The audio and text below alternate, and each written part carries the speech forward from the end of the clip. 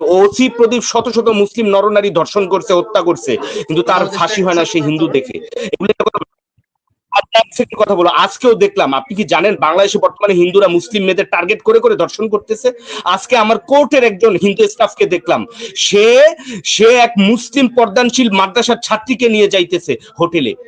আপনি জানেন এই দেশে মুসলিম নারীদের ইজ্জত নিলামে উঠতেছে। আমাদের মিডিয়াগুলো ভারতের, অখণ্ড ভারতের দালালি করতেছে, কে কতটুকু পা চাটতে পারবে তার প্রতিযোগিতা চলতেছে।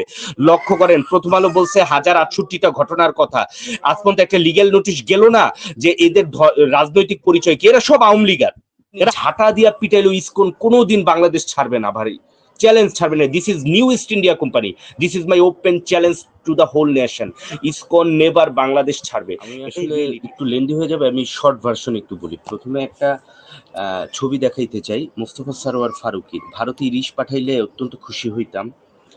আসলে আমরা কাকে বিশ্বাস করব? সব জায়গায় ভারতের প্রেতাত্মারা ঢুকে গেছে। আরেকটা ছবি দেখাবো, আমার বুকটা চিড়ে গেছে যখন আমি এই ছবিটা দেখেছি, যে অমিত শাহ যে বাংলাদেশি মানুষকে টার্মাইট বলে, তার পায়ের সামনে প্রায় লুটে পড়ে।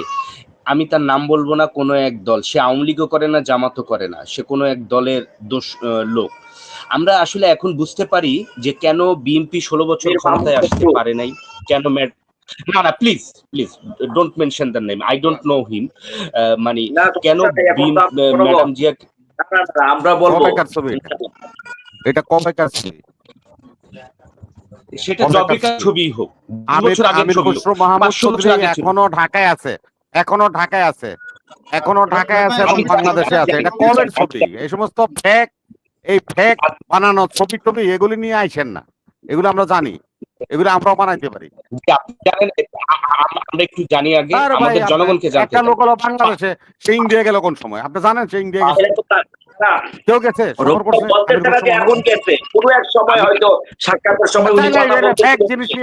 যখন আলোচনা করার দরকার ছিল তখন করতেন, এখন কি ফাইজলামি পেয়েছেন আলোচনায়? না না মনির সাহেব, এই হলো সাংবাদিকতা করবেন না। কখন কি হয়েছিল ওগুলি বানায় নিয়ে এসে আবার একটা নতুন করে শুরু করবেন, এগুলির থেকে বিরত হন। এখন সে কোথায় আছে, এখন তার কি কর্মকাণ্ড সেটা আপনি বিবেচনা করেন। এই বিষয়টা নিয়ে অনেকগুলো পোর্টালে এসেছে বা ফেসবুকে অনেকে আছে, আমিও দেখছি, আজকে সারাদিনই দেখতেছি, আরো দেখবো, আরো 1 সপ্তাহ 15 দিন দেখবো, একেবারে নির্বাচন না হওয়া পর্যন্ত দেখবো। শোনেন আপনারা, আমি একটা কথা কই, দেখেন সাংবাদিকতাকে কেন ঘৃণা করি। এই ঘৃণা করি এই সমস্ত ইউলো সাংবাদিকদের। এই প্রথম আলো পত্রিকা, সে বলছে যে 2009 সালে তার হেডিং হয়েছে হারিস চৌধুরীর ব্রিটেনে 11টি বাড়ি, এবং সে লন্ডনে আরাম আয়েসে দিন যাপন করতেছে। আর হারিস চৌধুরীর লাশ পাওয়া গেল বাংলাদেশে, ডিএনএ টেস্ট হয়েছে, প্রমাণ হয়েছে হারিস চৌধুরী কখনো লন্ডনও যান নাই, তার কোনো বাড়িও নাই, এবং তিনি বাংলাদেশেই ছিলেন, বাংলাদেশেই মারা গেছেন। এইগুলিও তো ভাই সাংবাদিকতা। তখন তো বিএনপি হাইরে গেছে, বিএনপি হাইরে গেছে তো। আরে কখন নামে কয়েক হাজার কোটি টাকা নিয়ে গেছে পাচার করে, এর ডেইলি স্টার লিখছে তো, প্রথম আলো লিখছে তো, আপনারা টিভি চ্যানেলরা প্রচার করছেন তো। তারেক রহমানের সম্বন্ধে কত ইচ্ছা কাহিনী শুনলাম, 17 বছর আওয়ামী লীগ ক্ষমতা থেকে গেল, একটা দুর্নীতির মামলা তার নামে করতে পারলো না, হাওয়া ভবনের নামে মামলা করতে পারলো না। এই সমস্ত ফেক নিউজ টিউজ নিয়ে তর্ক করবেন না, এগুলি বন্ধ করেন, এগুলি বন্ধ করেন, এগুলি কালচারের থেকে বাইরে। এখন কি হচ্ছে ঢাকা শহরে সেটা বলেন, সেটা না সেটা বলেন, এখন কি হচ্ছে দেশের, এখন কি হচ্ছে? আমরা তো চাইছিলাম না, আমরা জনগণ তো চাইছিলাম দ্রব্যমূল্যের দাম কমুক, আমরা আমাদের ভোটের অধিকার ফিরে পাই। এখন কি তা হচ্ছে? সেটা নিয়ে কথা বলেন। রবি ভাই একটু, আমি দর্শক ইশতিয়াকের বক্তব্যটা নিয়ে ভাই, প্রথম কথা হচ্ছে যে ভারতীয় জেনারেল আমাদের দেশের কাউকে ফোন দিছিল, ফোন দেওয়ার পরেই একটা ঘটনা ঘটছে, সেটা হলো 3 জন উপদেষ্টার প্রেক্ষাপট হাইলাইটে আসছে। এর ফলে আরেকটা ঘটনা ঘটছে, সেটা হলো যে ইসকন এর জঙ্গিপনার যে ইস্যুটা সামনে আসছিল, যে এবং ইসকন যে আমাদের সার্বভৌমত্বের জন্য হুমকি, সেটা যে নিষিদ্ধের দাবি উঠছিল, সেই বিষয়টা ধামাচাপা পড়ে গেছে। এই বিষয়টার দিকে একটু গুরুত্ব সহকারে বিবেচনা কি করবেন সেই বিষয়ে আমি একটু দৃষ্টি আকর্ষণ করব। আমি একটা বিষয় আশঙ্কা করি যে এখন ইসকন থেকে দৃষ্টি ঘোরানোর জন্য এটা হলো প্রথম ফারুকিরা আসলো, সেকেন্ড আসবে আপনি দেখবেন জঙ্গি নাটক হবে। আমি তো কয়েকবার দেখাইছি যে কয়েকজন হুজুর, তারা রহস্যময় হুজুর ইসকনের পক্ষে কথা বলতেছে চট্টগ্রামে, কেউ তাদের ধরতেছে না, বুঝে প্রশাসন সবই তো রয়েল লোক। দেখেন এখন তাবলিগের দুই গ্রুপ নিয়ে এখন সংঘর্ষ হবে, রক্তক্ষয়ী সংঘর্ষ হবে, এটা দাদারাই করাবে। আপনি বসে থাকবেন, এই সাদ ভারতের মোদির পাঁচাটা গোলাম, সেগুলো করতেছে দেশকে আনস্টেবল করার জন্য, মুসলিমদেরকে মেরুদণ্ড ভাঙার জন্য। দেখেন আমি যে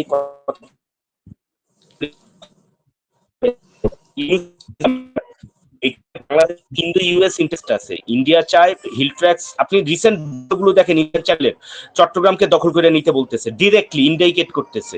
আর আমেরিকা চায় কুইন্সল্যান্ড খ্রিস্টান রাষ্ট্র বানাইতে।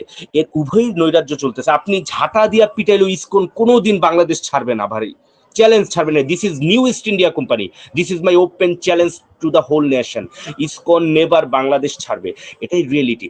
এবং আমাদের দেশের ইউএনডিপি, আপনার এনজিও গুলা, সেগুলো ধর্মান্তকরণ করতেছে। আপনি দেখবেন যে সাউথ সুদান ভাঙার আগে সেই জায়গায় খ্রিস্টান মিশনারিরা ইউএনডিপি, মূলত ইউএনডিপি ধর্মান্তরিত করছে।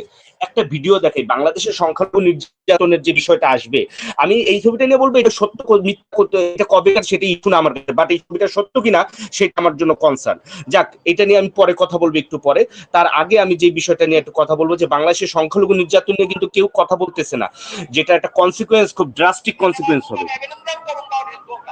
जिन्होंने इतना साहस किया कि पाकिस्तान के बांग्लादेश के तबाह करके भी उन नरपिशाचों के सामने उन्होंने अपनी प्रवाह के बगैर अपनी वर्तमान और भावी पीढ़ी को बचाने के लिए सड़कों पर उतर करके दुनिया को उसका वास्तविक चेहरा दिखाया है।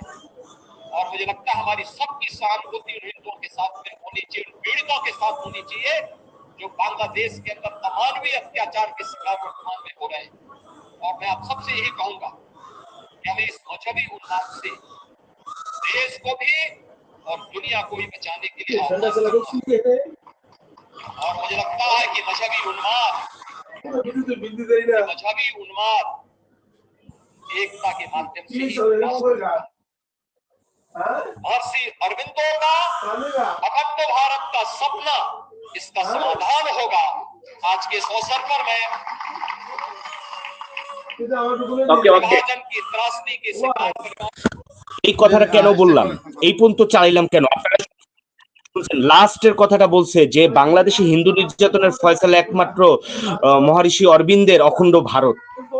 এইখানে সিকিম দখলের আগের যে সংখ্যালঘু নির্যাতন, হায়দ্রাবাদ দখলের আগে সংখ্যালঘু নির্যাতন, কাশ্মীর দখলের আগে সংখ্যালঘু নির্যাতন, গোয়া দখলের আগে সংখ্যালঘু নির্যাতন, সেম নাটক এই জায়গায় হইতেছে, কেউ কোনো স্টেপ নিতেছে না। এবং আমাদের মিডিয়াগুলো ভারতের, অখণ্ড ভারতের দালালি করতেছে, কে কতটুকু পা চাটতে পারবে তার প্রতিযোগিতা চলতেছে। লক্ষ্য করেন, প্রথম আলো বলছে 1068টা ঘটনার কথা, আজ পর্যন্ত একটা লিগ্যাল নোটিশ গেল না যে এদের রাজনৈতিক পরিচয় কি। এরা সব আওয়ামী লীগার, এরা 100%। ওসি প্রদীপ শত শত মুসলিম নরনারী ধর্ষণ করছে, হত্যা করছে, কিন্তু তার ফাঁসি হয় না সে হিন্দু দেখে। কথা বলো, আজকেও দেখলাম, আপনি কি জানেন বাংলাদেশে বর্তমানে হিন্দুরা মুসলিম মেয়েদের টার্গেট করে করে ধর্ষণ করতেছে। আজকে আমার কোর্টের একজন হিন্দু স্টাফকে দেখলাম, সে এক মুসলিম পর্দানশীল মাদ্রাসার ছাত্রীকে নিয়ে যাইতেছে হোটেলে। আপনি জানেন এই দেশে মুসলিম নারীদের ইজ্জত নিলামে উঠতেছে। তত্ত্বাবধায়ক সরকার বর্তমান যারা আছে, অন্তর্বর্তীকালীন সরকার, আসিফ নজরুলদের কাছে যদি আমরা এখন যাই, কি বলবে জানেন? বলবে আগের চেয়ে ভালো আছেন না। বিএনপি কে বলবে খালেদা জিয়া জেলে নাই, তারেক রহমান বক্তব্য দিচ্ছে, আপনারা ঘুরে ফিরে বেড়াচ্ছেন, যা মন চায় শান্তি করতেছেন। আগে তো তাও পারতেন না, এখন কি লেগে আমগুর পিছে লাগছেন? যেমনে আছেন এমনি থাকেন, আমরা দেশটা চালাই কিছুদিন দেখেন। তার মানে এতদিন শেখ হাসিনা গাইছে, বিএনপি গাইছে, এখন আমরা খাই। তবে আসিফ নজরুল তো মনে রাখতে হবে, যদি বেশি বাড়াবাড়ি করেন, অর্থাৎ যদি সুন্দরভাবে আমরা যেটা চাই, আমি স্যালুট জানাই আসিফ নজরুলকে, কারণ তারা দুঃসময়ে সত্য এবং ন্যায়ের পক্ষে, মাজলুমের পক্ষে কথা বলেছেন, এটা তো অস্বীকার করতে পারবো না, অকৃতজ্ঞ হতে পারবো না। কিন্তু সেই ধারাটাকে অব্যাহত রেখে দেশ এবং জনগণের ভাষা বুঝে অনতি বিলম্বে আপনারা জাতির সামনে বলুন, আমরা 3 বছর 4 বছরের জন্য বা 2 বছরের জন্য বা 5 বছরের জন্য বা 10 বছরের জন্য আমরা চাই। জনগণ আপনারা দিবেন কিনা, দলগুলো আমাদেরকে সহযোগিতা করবেন কিনা, আর নয়তো আমরা 3 বছর পরে নির্বাচন দিচ্ছি, আপনারা সহযোগিতা করেন। তাহলে দেশে একটা পরিস্থিতি স্বাভাবিক আসবে।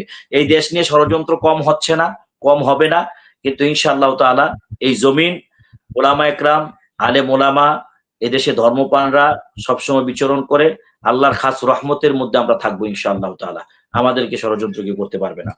আরেকটা বলছি, এই যে ফারুকীকে অনতিবিলম্বে অব্যাহতি দিতে হবে, এটা আমার বক্তব্য এবং আমরা আন্দোলন করছি। এক ভাই প্রশ্ন করছিল আলেম ওলামার, আমি বলছিলাম যে আমরা আন্দোলনে নামবো, তো বললো যে কবে নামবেন? আরে ভাই, আন্দোলন তো আমরা আসি মাঠে, প্রতিবাদ তো আমরা হেফাজত বিবৃতি দিয়েছি। আমি বলছি চূড়ান্ত আন্দোলন, প্রয়োজনে আমরা 2000 শহীদের বিনিময়ে এই সরকার পেয়েছি, আরো 4000 মরবো, সেটা বলেছি।